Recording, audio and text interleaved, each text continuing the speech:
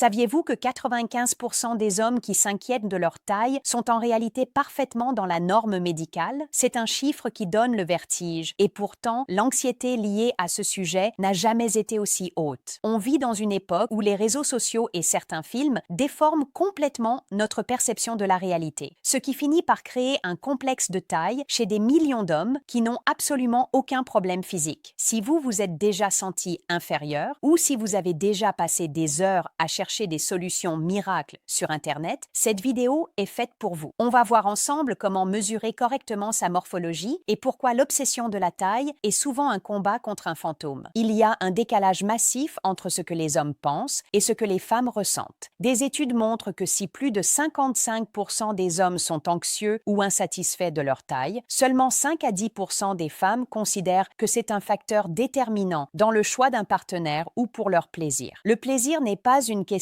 de centimètres, c'est une question de connexion, de technique et de confiance en soi. D'ailleurs, si vous voulez maîtriser toutes ces techniques et satisfaire n'importe quelle femme pour qu'elle ait envie de vous revoir encore et encore, écrivez guide en commentaire et je vous enverrai gratuitement mon guide sur ce sujet. Beaucoup d'hommes font l'erreur de se comparer en se regardant de haut ou en utilisant des méthodes imprécises. Pour obtenir un chiffre réel, il y a un protocole précis. On mesure deux choses, la longueur et la circonférence. Pour la longueur, la méthode la plus fiable, utilisée par les scientifiques, est la mesure sur le dessus de la verge. Vous devez utiliser une règle et la placer contre l'os pubien. C'est crucial. Il faut parfois appuyer légèrement sur le petit coussin de graisse pour atteindre l'os, car c'est là que commence réellement l'anatomie. On mesure ensuite jusqu'au bout du gland. Si vous mesurez par en dessous ou sur le côté, vous aurez des résultats faussés. Notez que la mesure au repos étiré donne souvent un résultat très proche de la mesure en érection. Ensuite, il y a la circonférence. Pour beaucoup de femmes, l'épaisseur est souvent citée comme étant plus importante que la longueur. Pour la mesurer, utilisez un mètre ruban souple ou une ficelle que vous enroulerez autour du milieu de la verge en érection. Ne serrez pas trop, il faut juste que le ruban soit en contact avec la peau. Une fois que vous avez ces chiffres, vous pouvez enfin vous situer par rapport à la réalité scientifique et non par rapport aux fantasmes du web. Alors, quels sont les chiffres? Une méta-analyse massive portant sur plus de 15 000 hommes à travers le monde a établi des moyennes claires. La longueur moyenne en érection se situe autour de 13,2 cm.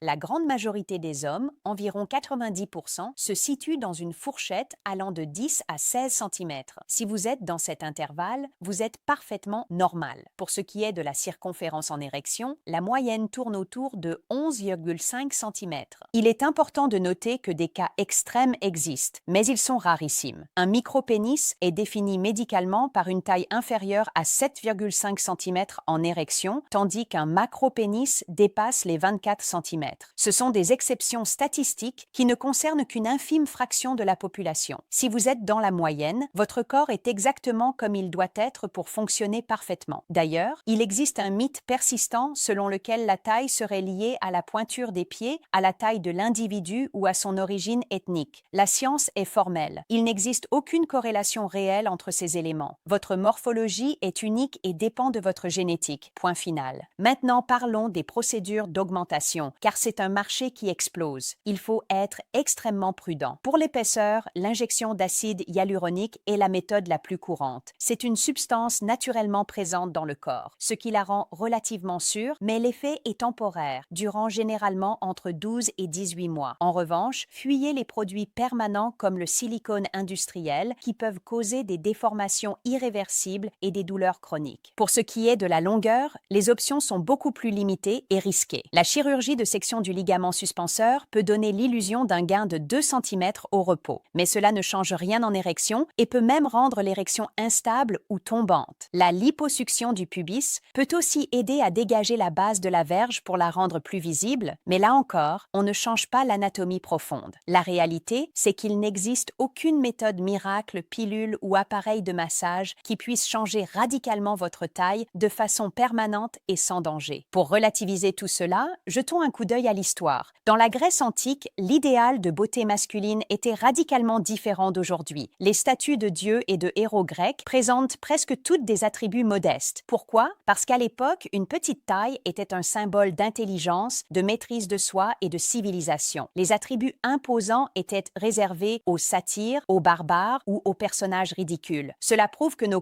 complexes sont souvent des constructions culturelles qui changent avec le temps. En fin de compte, ce qui définit votre virilité ou votre capacité à être un bon partenaire, ce ne sont pas vos mesures, c'est votre santé cardiovasculaire, car l'érection dépend de la circulation sanguine, votre capacité à communiquer avec votre partenaire et surtout votre confiance en vous. Un homme complexé est souvent moins attentif aux besoins de l'autre car il est trop concentré sur sa propre performance. Le secret que les femmes adorent vraiment, ce n'est pas une taille spécifique, c'est un homme qui est à l'aise dans son corps, qui prend soin de sa santé et qui comprend que la sexualité est un échange émotionnel et technique bien plus complexe qu'une simple règle de géométrie. Si cette vidéo vous a aidé à voir les choses plus clairement et à réduire un peu de cette pression inutile, n'hésitez pas à laisser un pouce bleu. Abonnez-vous pour plus de contenu basé sur la science et sans jugement. Prenez soin de vous, de votre santé physique et mentale, et on se retrouve très bientôt pour une nouvelle vidéo.